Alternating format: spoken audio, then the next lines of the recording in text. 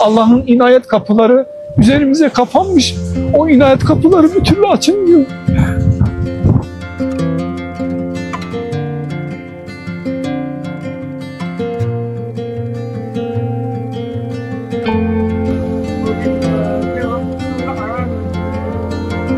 İnna fetahna leke fethan mubina.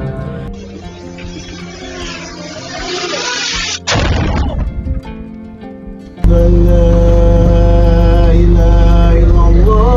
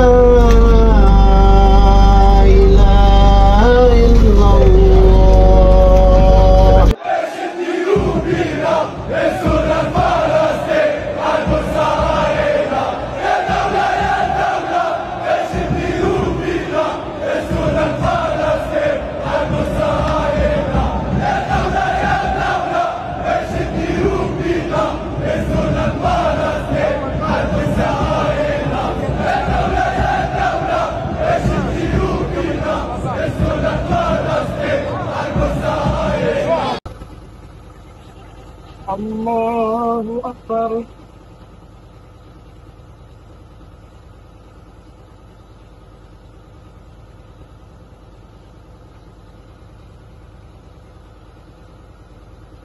Bismillahirrahmanirrahim. Elhamdülillahi Rabbil alemin. Errahmanirrahim. إياك نعبد وإياك نستعين اهدنا الصراط المستقيم صراط الذين أنعمت عليهم غير المغضوب عليهم ولا الضالين.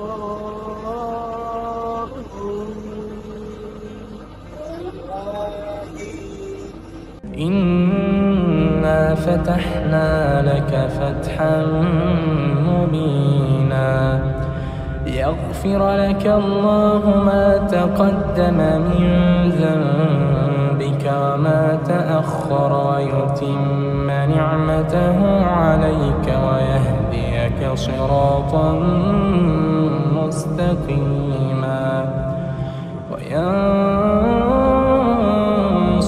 الله نصرا عزيزا. Bismillahirrahmanirrahim. Elhamdülillahi Rabbil alemin. Vessalatu vesselamu ala Resulina Muhammedin ve ala alihi ve ashabihi ve etbahi ecmain.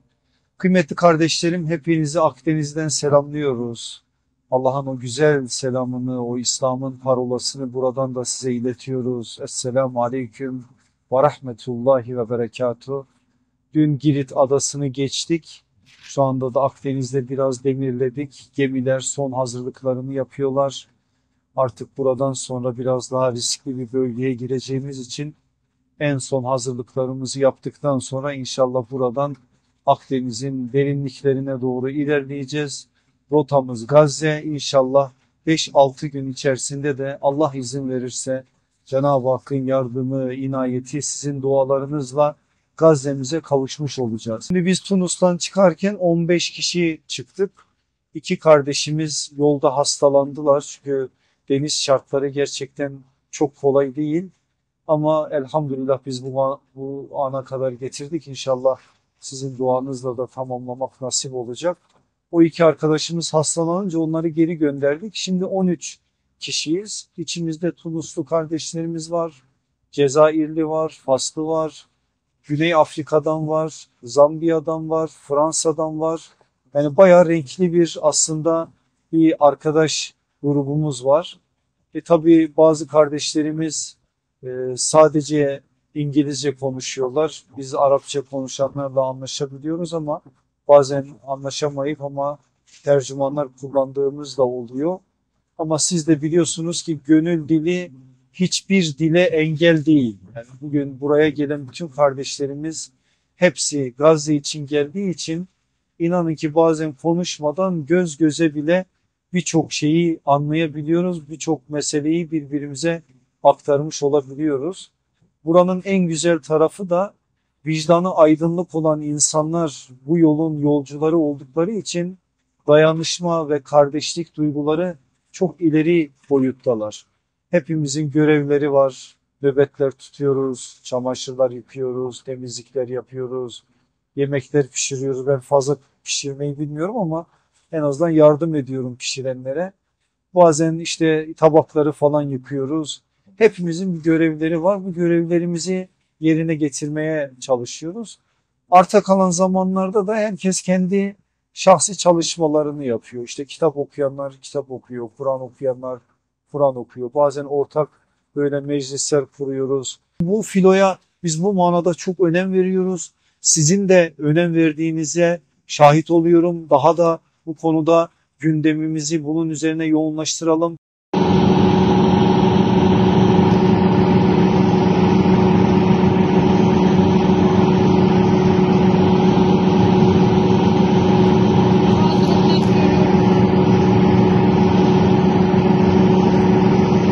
Arkasından sanki ateş saçıyor. İşte neyse artık altından da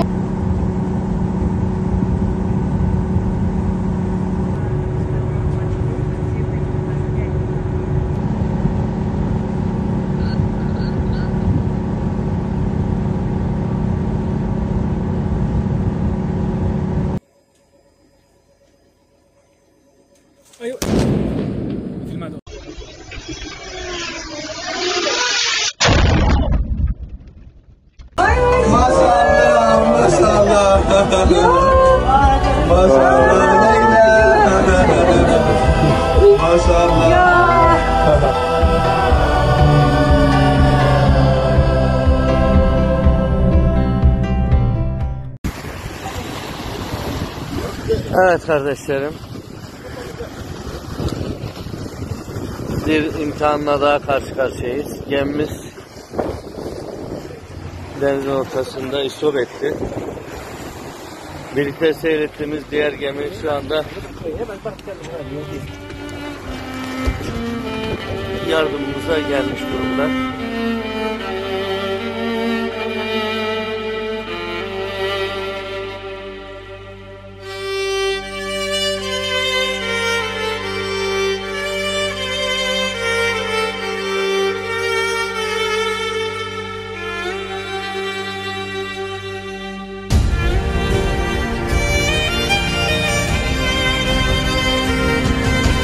Gemimiz İtalya limanına geldiğinde motor milinde arıza olduğu, çarpma sonrasında hasar oluştuğu tespit edildi. 4 gün boyunca lifte tamirleri yapıldı. Çıktık.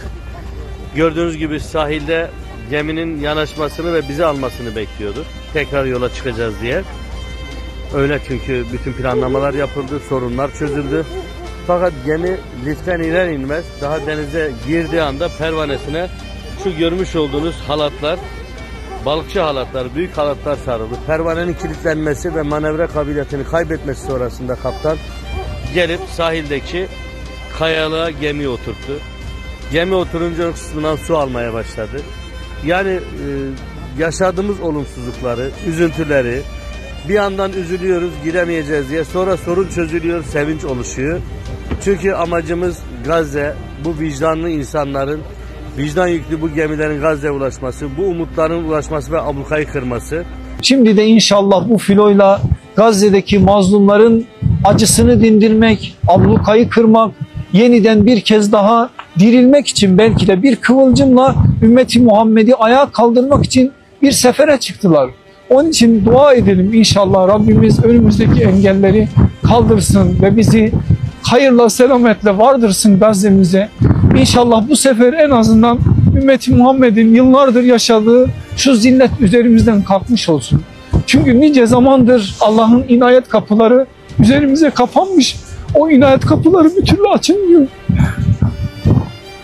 Belki de Rabbimiz bizden fiili bir adım istiyordu. İnşallah bu fiili bir adım olur. Ve bu fiili adım ümmeti Muhammed'in yeniden dirilmesine, yeniden şahlanmasına vesile olur. Güzergahımız Girit Adası. Filonun tamamı şu anda Girit Adası açıklarında bekliyor. Onlara katılmaya çalışıyoruz. Muhtemelen Allah nasip ederse akşam saatlerinde oraya varmış olacağız. Bu tabii dinamik bir yolculuk. Yani kuralları her an her şekilde değişebilen, şartları değişebilen bir yolculuk. Önceki günlerde çeşitli drone saldırıları oldu. Ses bombaları, flash bombaları, sülfür tozu döküldü dronlar vasıtasıyla bazı gemilerin üzerine. Her an her şeyin değişebildiği, şartlara göre yeni önlemlerin, yeni tedbirlerin alınarak yolculuğa devam edildiği bir misyon bu. Burada en önemli şey Gazze'nin kendisi.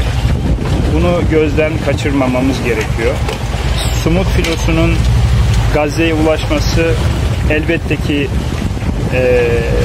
büyük bir değer, büyük bir kıymet. Fakat asıl unsurun Gazze'de devam etmekte olan katliam olduğunu asla unutmamamız gerekiyor.